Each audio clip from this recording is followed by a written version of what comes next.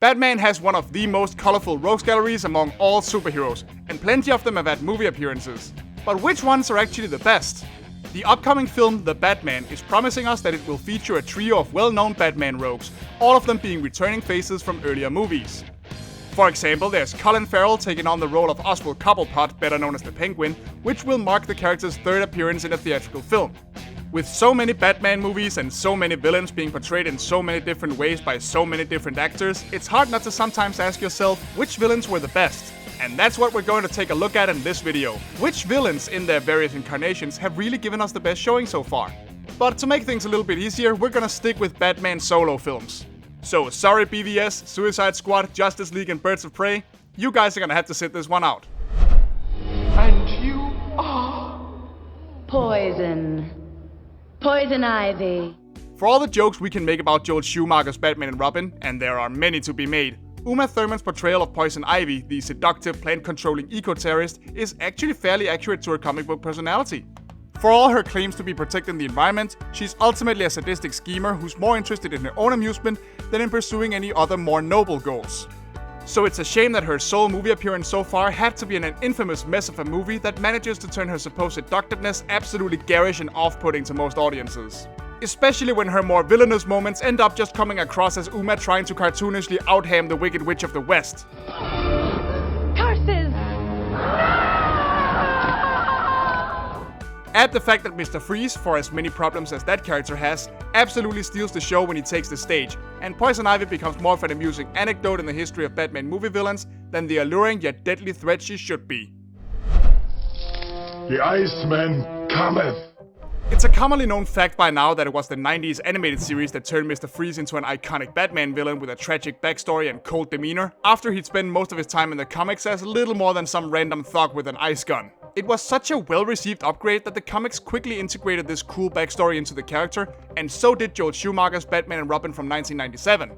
So it's too bad they used very little else that made the character work, and turned him into a wisecracking ice pun dispenser played by Arnold Schwarzenegger of all people instead. Now, far be it from me to claim that this version of the character isn't entertaining and memorable, or that his more noble aspects and motivations don't set him apart from other Batman movie villains. But he's certainly a pale imitation of what a live-action movie version of Mr. Freeze could have been. Now, don't get me wrong here. I loved me some Scarecrow. The idea of Batman, who uses fear and intimidation to keep Gotham City's criminals in line, battling someone who uses fear as a literal chemical weapon, has always been awesome. And hey, who doesn't love the sight of a spooky Scarecrow walking around? And Christopher Nolan's decision to cast an intense actor like Cillian Murphy for the live-action version, whose bright blue eyes easily burn through the eye holes of his mask to stare you down and study your fear, is a small stroke of genius. But let's be completely honest with ourselves here.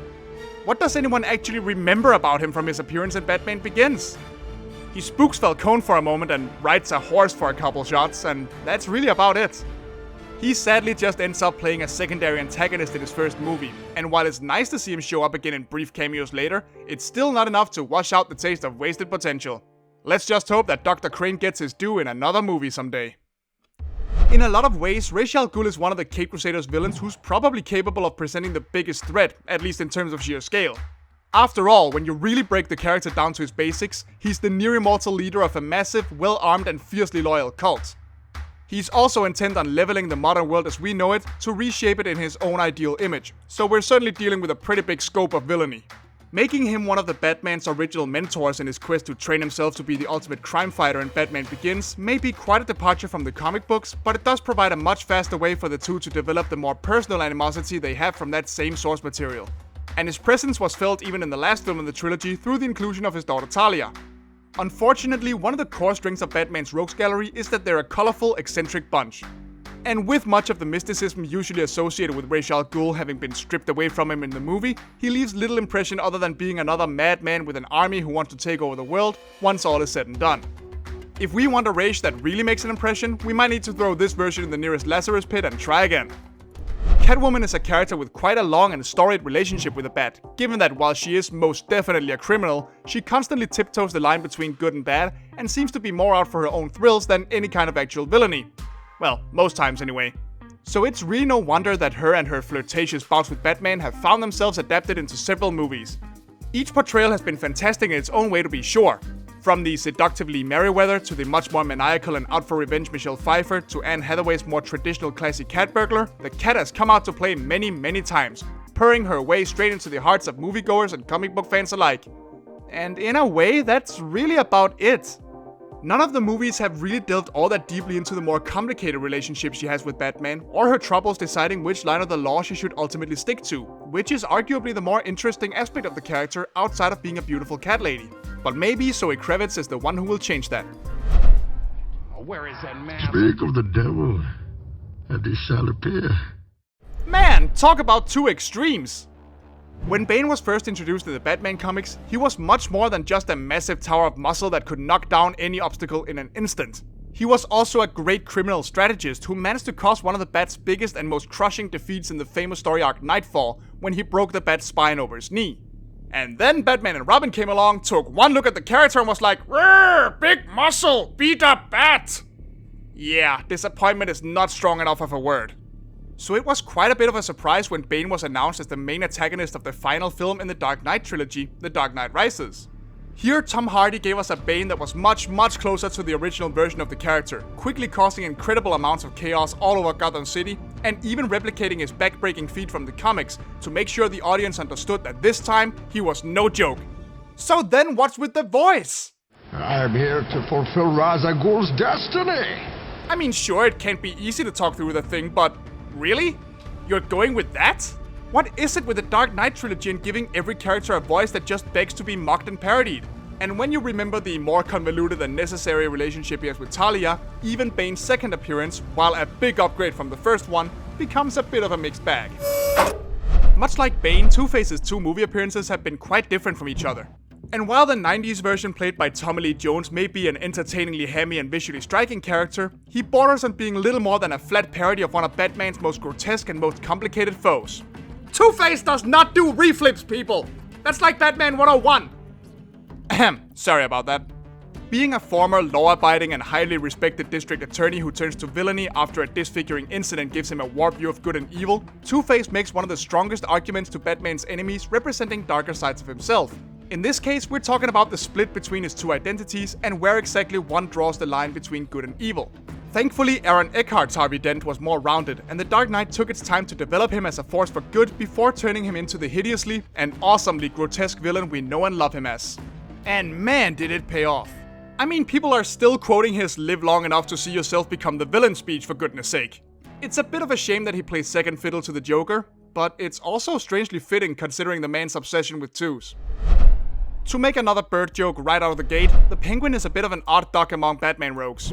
He serves as a dark counterpart to the Bruce Wayne part of Batman as a cruel, snobbish socialite who cares much more about the status that wealth gives him than any actual good he could potentially do with it, but how this has been portrayed has varied greatly across comic books and movies. He started out as a somewhat foppish and eccentric criminal in the comics, turned into a squawking madman when portrayed by Burgess Meredith in the 60s, and became a deformed monster putting on airs of sophistication when played by Danny DeVito in Batman Returns, which is an aspect that has largely endured with the character since then. This is probably done to make the point that no matter how well he dresses and how much money he throws around, he will always be an ugly, cruel person underneath.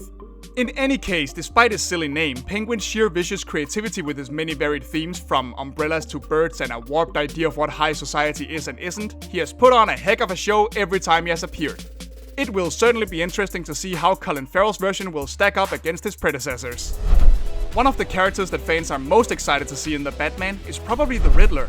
This is despite being a character who tends to get used as a somewhat less dangerous Batman foe, due to his shtick mainly being playing guessing games and giving Batman puzzles to solve. Clearly the people who think this have never read the comics where he might do stuff like threaten to nuke a city, but that's a conversation for another day. But believe it or not, there was actually a time where the Riddler was considered a very minor Batman foe. That is, at least until Frank Gorshin's portrayal of the villain in the 1966 Batman series and its movie elevated him to primary rogues gallery status and influenced almost every interpretation of the character to follow, including Jim Carrey's go at him in Batman Forever. You could definitely argue that this version of the Riddler is largely Jim Carrey doing his best impression of Frank Gorshin at his most cackling and maniacal, and the film is definitely where this series started to take a dive in quality overall.